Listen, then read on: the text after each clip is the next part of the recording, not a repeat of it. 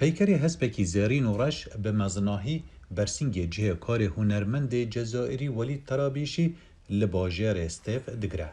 لدما بنزیکی و تماشا بکی دبینی که اف پیکره جبرغی و بزمار و پارچن زده این آسنی هاتیه درست کرن. لدسپیکی من کاری آسنگریا نورمال دکر. به دربازبونا دمی رامنزانی کو چند گرنگه و من خواست پارچن هنری جا آسن زیده درست بکم وکو هند بینن اف آسنه دبن پارچن هنری. بدرجهیا 20 سالان آسنگریا نورمال کار ترابیشی بو.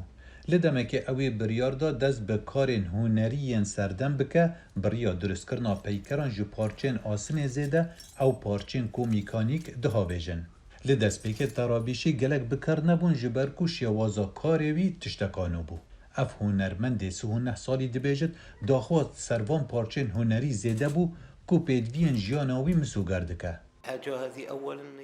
اف هنره آلیکاره بو پاراستنا جنگه هجی و حتی آبوریان اجتماعی و هم دکارن بو دروی ولاد بشینن و به دراو بیانی بفروشن. بکرین پارچن وی هنرینی بو خملاندنا مال و دکانان تی بکار اینان و زور بالا خلکه دکشینه. از دهاتکی جوی کاری بدست دخم. لدسپیکی بکرکیم بون لینها خلک پتر دکرن. بو خملاندنا مال و دکان خواه. ولی ترابیشی هیوی دکت هنروی نبتنه د چارچوبه باجر و ولاتوی دا بمینه بلکو بهیویه بجداری د پیشنگه نفنتویج دا بکت.